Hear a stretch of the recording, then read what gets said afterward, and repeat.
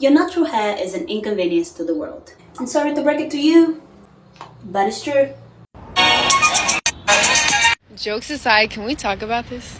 Well, me personally, I've had some pretty like terrible experiences like on set. All they have is oils and hairsprays and a curling wand, not knowing what to do with my hair, having me looking absolutely crazy going on set.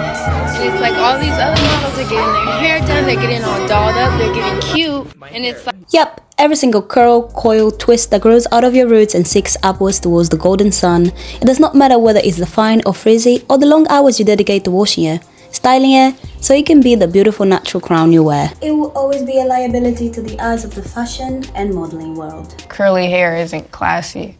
That's so fucking annoying and rude. My first season, they wanted to straighten my hair every show, and that like really damaged my hair. Modeling world hates your natural hair. So let's talk about my experiences with racism and tokenism in the modeling industry. It's a topic that I have a lot of passion for, so expect a lot of emotions.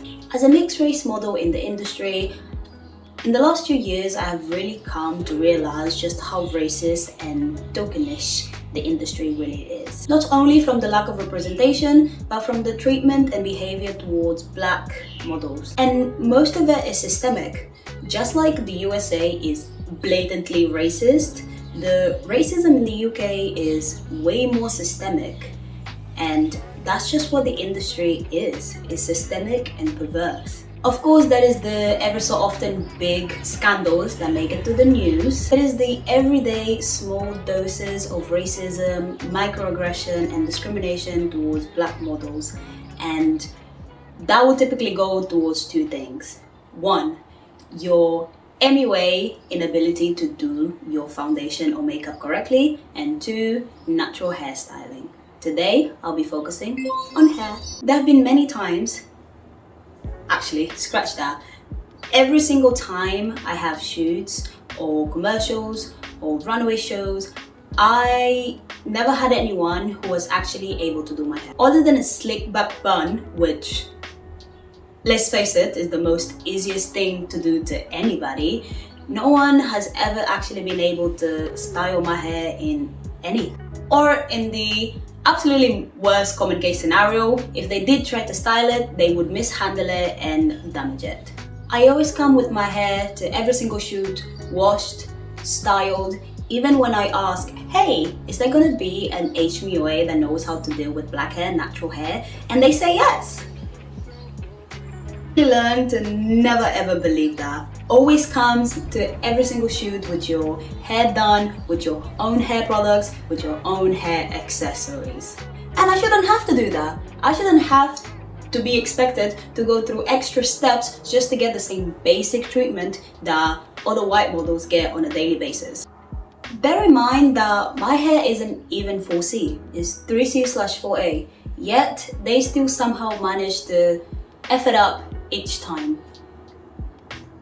You can only imagine the struggle of what through 4C hair models actually undergo on a daily basis. And this is why in the 90s, most supermodels would have their hair bold or short, because it would be easier to wear wigs as to make them look more sociably present. Like to this day, supermodel Adut Akech has literally said that she keeps her hair literally shaven and bold as to not inconvenience the hairstylist backstage and to make her hair more manageable. And by the way, I'm sorry if any of my subscribers thought that this was my real hair on those reels. It is not. I have natural hair. I'll never dye my hair. It was all a lie. Guys, it was... At my first runway show in 2021, I was so excited about walking runway in the first year of my modeling career. In my mind, these people were the top of the top industry professionals. MUAs, hairstylists, designers. To me, these people were, what you expect, the best of the best. You can only imagine my disappointment when I arrived onto this bougie salon and only to have my hair mistreated, mishandled, and showered in a whole bottle's worth of hairspray that left my hair dry, frizzy, and breaking off the next day when I was washing it all off. And I wasn't the only black model there too. On the first show, there were 3 models. And before the show, we all did each other's hair in the bathroom. Cause they did nothing at the salon. We're not gonna walk looking all trampy and all disheveled in our heads. That's not gonna happen. If you're not black people, oh, we're gonna turn up. And we're gonna turn up good.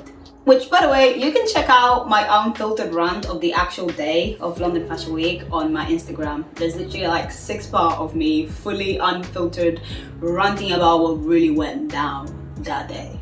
And you might be asking, but Carla, aren't hairstylists, taught in cosmetology school how to treat black hair? In the UK, there was a national backlash all the way back in 2017 about people asking why is it that hairstylists are not taught how to care and style for black natural hair, and why it wasn't even compulsory or part of the actual curriculum.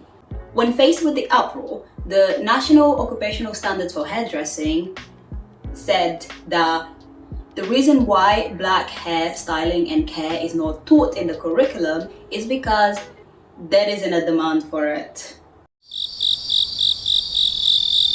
And even though this was raised back in 2017, this issue, right? They only made it compulsory and part of the curriculum to learn about how to style and take care of natural hair in June 2021. Anyways, continuing on. The second show that I walked was definitely the one that made me feel the absolute worst, because it just made me feel so frustrated and insecure. Having asked prior if there was going to be a nationwide that knows how to do my hair due to the disappointment of the first show, I was yet again told, yes, don't worry about it. Only to turn up on the day and have my hair completely mishandled and frizzed up. And he then proceeded to set my hair with the most insignificant tiny bottle of hairspray. Honestly guys, at this point I have like trauma of hairspray. I'm sick and tired of seeing hairsprays when I go to every shoot. I was then told to go and change, and I went to the bathroom and I literally almost cried. I sent a snap to my housemate at the time and my boyfriend, and I honestly almost cried because I just felt so insecure and so ugly. And what's ironic is that even though they love to have curly hair models in their shows for the sake of diversity, they still never managed to hire somebody who knows how to style it. Like, you're simply there as a token of diversity. Funny how like there's different realities as a model. Like if you were not a black model, you just get to be a model, get to be sexy, get to be on yachts, get to do whatever it is that you want to do and be carefree. If you're a black model, all of a sudden you're the pioneer for your race. Also, the thing is, we can't go anywhere without someone saying you're black. Yeah, every day. They can never be. It's like, I'm not just a model. It's like, you gotta be the black this, you gotta be the black that, you gotta be da da da da da. You can't be you're an artist. She's a black artist. She's the black artist. It makes you feel like you're the only reason why you're incorporated into the conversation is because you're black. I literally teared up the first time I heard her say that, because as the first full mixed race kid in my family, growing up in a predominantly black country like Angola, I was always treated at a higher level than anyone around me. I was always treated at a much higher pedestal. And to this day, this colorist treatment that I am given always just makes me feel like a token being paraded around. And it's just so dehumanizing, because I shouldn't be made to feel like an object. I told myself that I'd never be somebody who would ever cry in front of a camera on the internet, and like, today ain't that day. Think that race is being used as a trend. Oh my god, exactly. Is the sky blue? It's just difficult.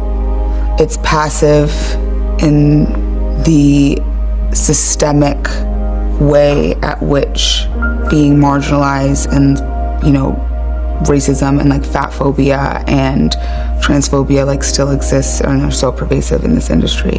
It's evident in how it's puppeteered. When you go to a fashion show, you're like, clearly it's a trend because you like see like one person. Maybe they're like over a size 0, or there is an incredibly diverse casting, but the gateholder don't look like the casting. And then people always be like, it's just hair, it's not that deep, it is that deep.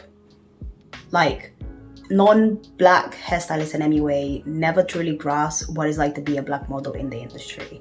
They never had such systemic mistreatment towards their way because they always had someone to cater to them. And most of the time, those people would also be black people catering to them. And like they say, you can never really grasp how someone really feels if you've never been in their shoes. But like, empathy is a skill everybody has to learn. You don't have to face systemic racism to be able to understand that your lack of understanding, care, and sympathy towards something that's so important to somebody can make them feel. Like, how privileged and tone deaf do you have to be to not be able to sympathize with a black model enough to go and learn about how to take care of their hair?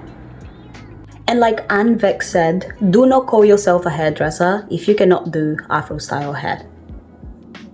And she's a white woman.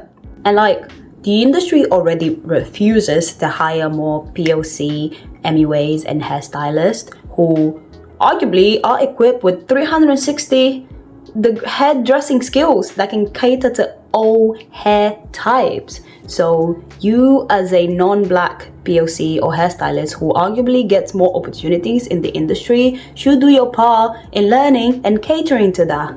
And I'm just hoping that with the new rules set in place, hairstylists will be coming out of cosmetology school as real hairdressers. And if you already got your degree, TikTok, Instagram and YouTube are all free. There are no excuses to not learn. And that's all we have for today. Comment below if you agree with this discussion or any time that you felt your hair was a hassle or you experienced some sort of systemic treatment towards your hair and how it naturally is. Also, come and connect with me on Instagram where you can see my fashion, my modeling portfolio, etc, etc, etc. And you know, just let me know what you think of my YouTube channel and what you thought of this video. Until next time, I'm logging off. Bye!